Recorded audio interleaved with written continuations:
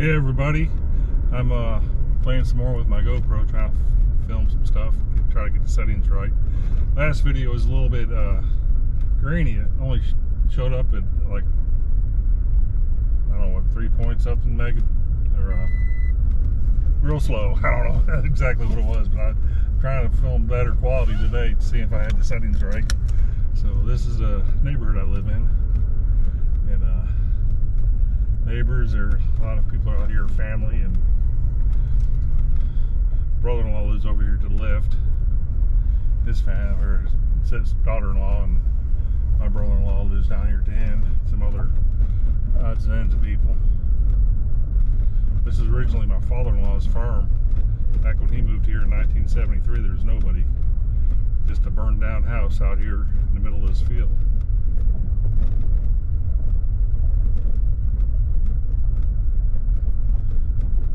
Now it's grown up into a little community. We were the third people to live out here. Me and my wife Sarah. Her brother-in-law, her brother Jay, and his wife Pat, and my other brother-in-law Louis. And this is their Jay's house. They're trying to sell it, so anybody sees wants to move out here, they can.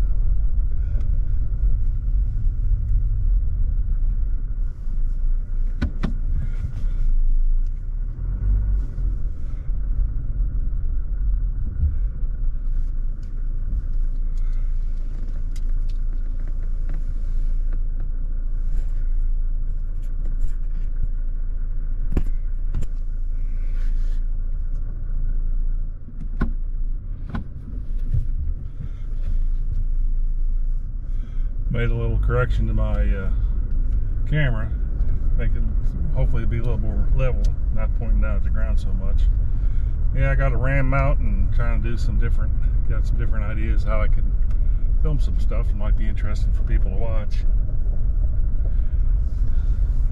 My father-in-law had a construction company out here, and this is their old office. My brother-in-law, he's moving into it. They had cattle out here. They raised Charolais, Black Angus back in the 70s, and as all his kids got married, he doled off a little bit of land to them, then he sold a little bit of land and dwindled away. I have about 3 acres, I guess.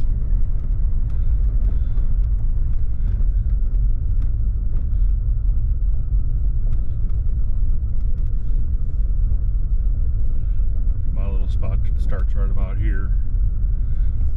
My daughter, she lives in that trailer. Her and her son and her mother-in-law. My house is that blue house up on the right, if you can see it. I don't know if you can see it or not right now. Brother lives in the yellow house.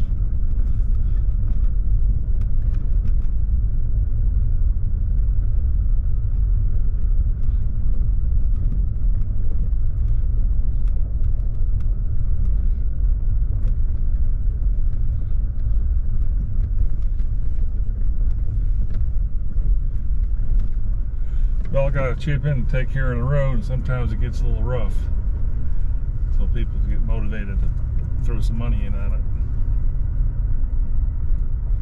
It's a little rough coming out here. You gotta watch, go real slow, watch for idiots coming over the hill at you.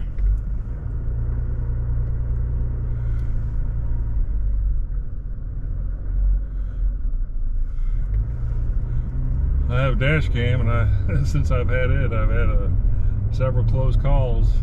Had to record. I need to make a video about all the idiots drivers out here.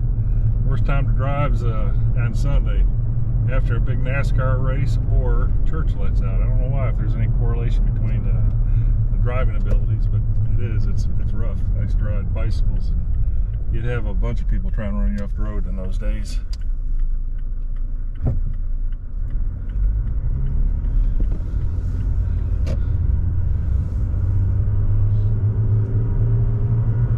Little town down here is called Tornado. It's officially, if you look it up on Google Maps, it's officially Upper Falls, West Virginia. But this area during the Civil War, it was part of the state of West Virginia, but it was still occupied by the Confederacy. People had a whole lot of Confederate sympathy. And this is really in the dividing line. And during Reconstruction, the Federal Army controlled this area under martial law. They took the post office. We'll see here in a minute. They closed the post office and moved it. And at that time, it was called Upper Falls. And after the Army or the Marshal, Provost Marshal, closed the post office, there was such a storm raised, they decided to put it back in, but then they called it Tornado Post Office because it was such a storm raised. But there's been a big push to get it put back as Upper Falls as the historical name ever since the 1700s.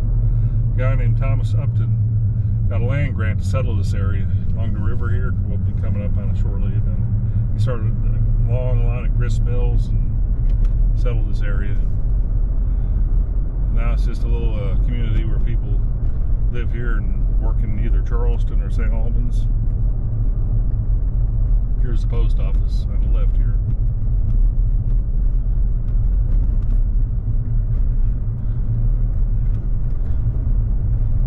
Well, the fire department's right here on the left too. I belonged to it for a long time.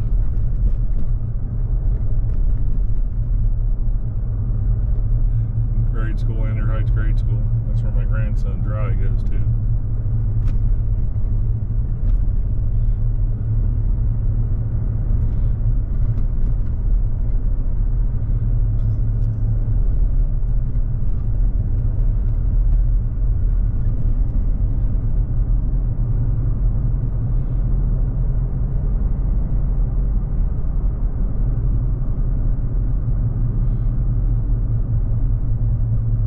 Here's Upper Falls.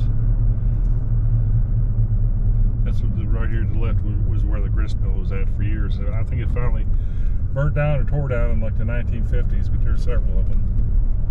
This has been a popular place here for the people to swim for years.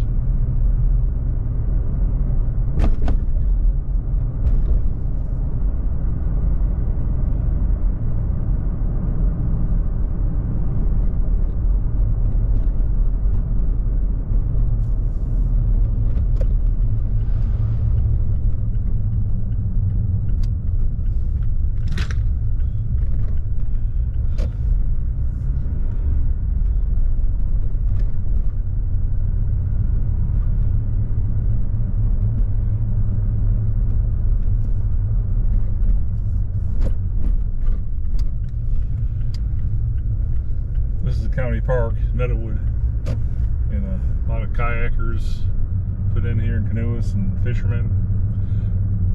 With all the coal mining dwindling down to nothing, this river's a whole lot cleaner than what it has been. It's actually clear. It used to be just full of silt.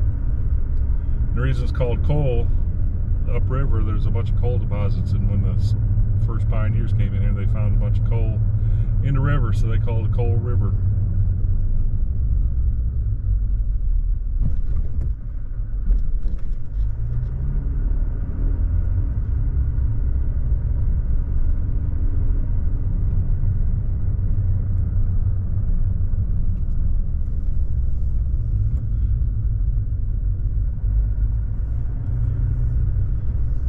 This used to be a big farm, and it was donated to the county for a park. It took them years to develop it, but they finally did.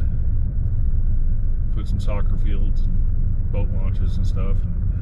But the river down here, people, like I said, they come here for years to swim, but as soon as the county took over, they made it illegal to access the river to swim. You could access it to boat, fish, anything else, but you can't go down there and swim. A bunch of homeless people would set up camp and just hang out for the whole summer.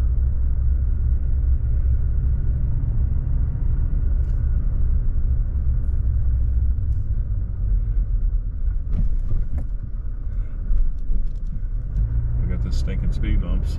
Slow people down, I guess. Some little kid over there all by herself.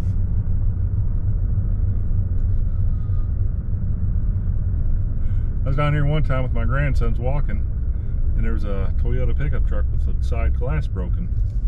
And I said, man, that looks a little odd, but didn't really go down to it. And when I was leaving, the cops were coming out with their lights, sirens going, and apparently some woman shot herself. like the day before. So luckily I didn't go over. My grandson, that would have been traumatic for them.